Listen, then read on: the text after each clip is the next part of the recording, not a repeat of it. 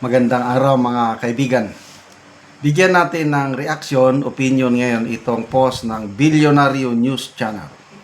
Sabi dito, there's a senator who is facing a quo warranto petition lodged on July 15 at the Senate Electoral Tribunal on the ground of alleged inability to hold office due to citizenship, but the said body declined to name the lawmaker. A quo warranto is a legal action to challenge or question the authority to hold office. So, malala ko quo warranto ba yun? Yung isinampa kay Chief Justice Maria Sereno. Quo-warranto case yun eh.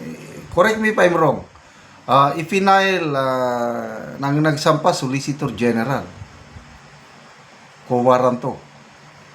So ito, quo-warranto. So, ni-research ko, sino-sino ba ang mga members ng Senate Electoral Tribunal?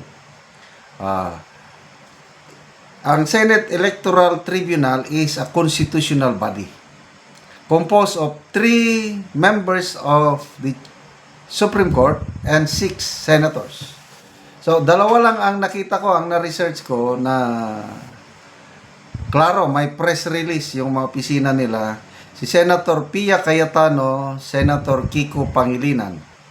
I don't know yung 4 others. Doon naman sa Supreme Court Justices, hindi ko rin na-research sino yung 3. Basta siyam sila lahat. Senate Electoral Tribunal. Ang trabaho ng Electoral Tribunal ito, silang mag-decide sa mga reklamo tungkol sa mga senador, yung pagkapanalo nila o pagkatalo. So, hindi nila pinangalanan. Sino kaya? At sino yung nagsampa ng kaso? Okay, magbasa tayo sa mga comments. Dito na natin malaman ano ang idea o anong guess ng mga netizens. Ethel Pineda, ang daling hulaan. O ako, meron na rin akong alam. Kailang dahil hindi pinangalanan ng nag-post, wag na lang muna nating pangalanan. Kailang madali. Alam nyo na rin. Angelo Sapida, binabasa ko lang Tolpo na to since Po isn't a senator anymore. Ray Fernandez, the last hopefully law bender. Emnes Rodel, si Ben Dilo ata yan. John Lester de la Cruz, we can bend the law, Senator Yarn. Marvin Martinez, he sometimes bend the law. Aray ko.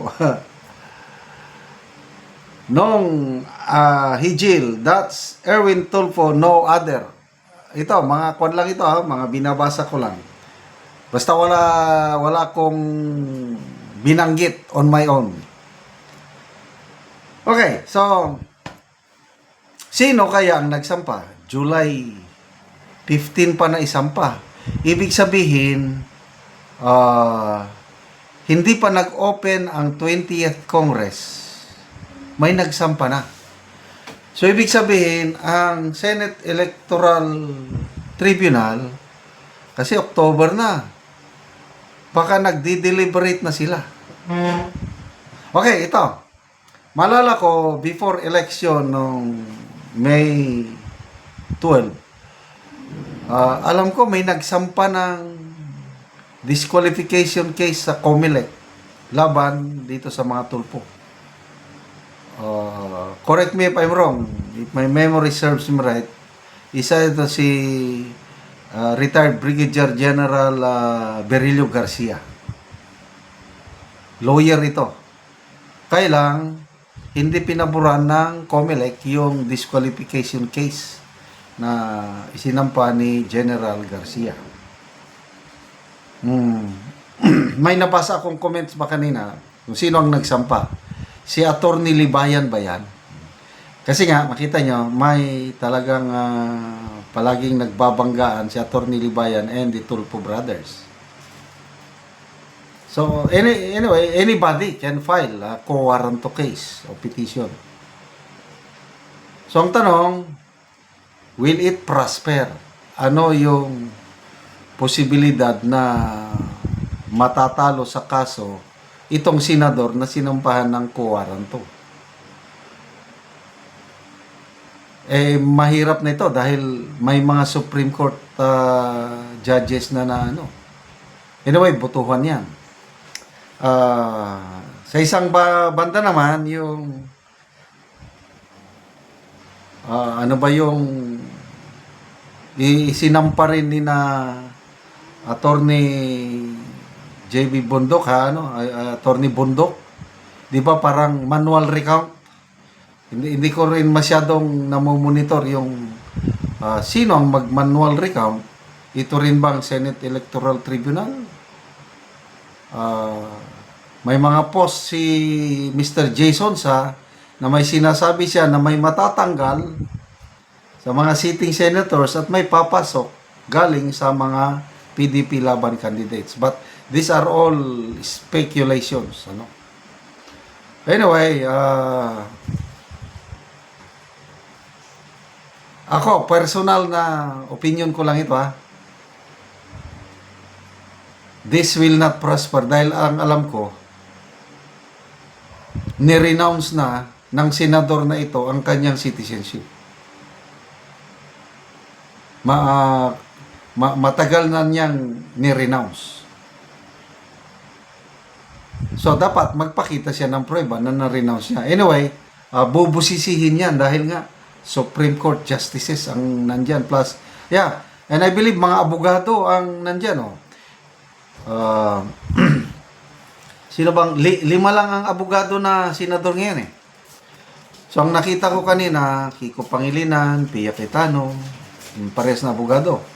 So ganon din ba, nandyan ba ito, guess ko na lang ito, baka nandyan din si Senator Marcoleta, Chis Escudero, and Alan Peter Cayetano, plus I don't know sino yung pang-anim. Okay, good luck sa senador na ito kung anong mangyayari sa kanyang quo warranto case na naisampa sa Senate Electoral Tribunal. Mga kaibigan, salamat sa inyong pagsubaybay sa ating channel. Nakakatulong kayo ng malaki sa tribong Talandig ng Bukidnon dahil ang income natin sa channel na ito is pantulong po sa tribo. Namimigay tayo ng mga libreng yero at pako para makapagpatayo sila ng mas maayos na tirahan. Panoorin nyo ang video na ito. Karon mo na niyang matagaan og yero.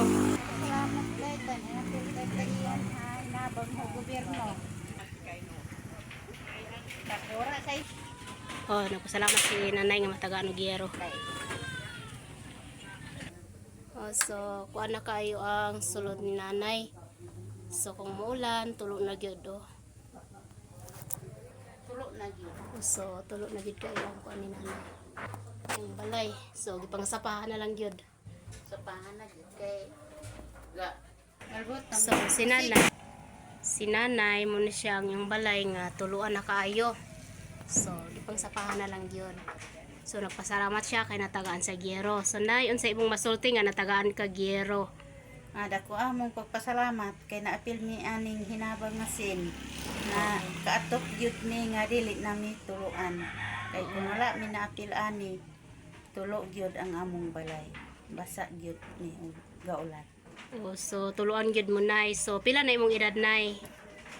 54 So 54 na ka na kay mga anak nay? nga anak. So nag-eskwela pa imong mga anak or Nag-eskwela pa karon. So si nanay nag-eskwela pa daw niyang anak. So Na ako'y high school. so naa siya high school. So asa imong bana nay? Nagtrabaho akong bana. So kamo lang ang naa sa balay nay. Dako kaya akong pagpasalamat kay natagaan kutsin na ilistang gud ang among atop dili nang tuluan. Dako akong pagpasalamat kay natagan ni og sin kay ang among panginabuhian kalisod gyud ni busa ang among atop kun wala minatagag hinabang di gyud mi Oo, kailis. so permi gyud mo tuluan nay. Permanente gyud tulo ang among atop. Oo, sige Dako nay. kaayo akong pagpasalamat. Salamat sa nag-sponsor sa Oo, sige amo nay. na nagtabang gyud sa amo sa sin. Sige nay, salamat po.